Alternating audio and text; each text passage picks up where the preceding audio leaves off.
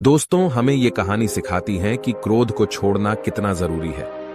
एक समय की बात है, भगवान गौतम बुद्ध अपने शिष्यों के साथ बैठे हुए थे और उन्हें उपदेश दे रहे थे।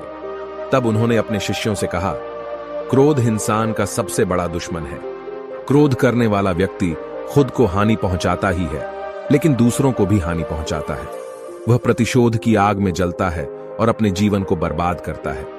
उनके उपदेश खत्म हो जाने के बाद उनके शिष्यों में से एक शिष्य खड़ा होता है और उसे बोलता है, तू एक ढोंगी है। तेरी बातें मनुष्यों के रहन सहन से विपरीत है। तू जो भी कहता है उसे अपने जीवन में अनुसरण नहीं करता और दूसरों को यह सब करने कहता है। जब उसका वह शिष्य गौतम बुद्ध को उल्टी सीधी बातें कह रहा था, तब गौतम बुद्ध ने कोई प्रतिक्रिया नहीं दी और वे शांत बैठे थे।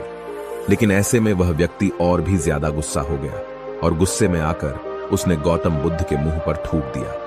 इसके बाद भी महात्मा गौतम बुद्ध को गुस्सा नहीं आया और वे शांत थे। उन्होंने अपने चेहरे से थूक को पोंछा और वह चुपचाप बैठ गए। यह सब देखकर उस शिष्य को समझ नहीं आया कि वह क्या करेगा। गुस्से में आकर वह उस जगह को छोड़कर चला गया और अगले दिन अपने घर पहुंचा।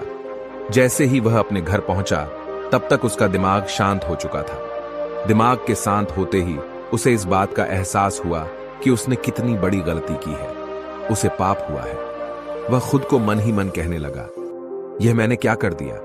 मैंने महात्मा बुद्ध का अपमान किया है। ऐसा पाप मैं कैसे कर सकता हूं? मैंने बहुत बड़ी गलती कर दी। मुझे जाकर उनसे माफी मांगनी होगी। यह कहकर वह तुरंत ही गौतम बुद्ध के पास चला गया, लेकिन गौतम बुद्ध उस स्थान पर नहीं थे। ऐसे में वह शिष्य जगह जगह भटक कर उन्हें खोजने लगा।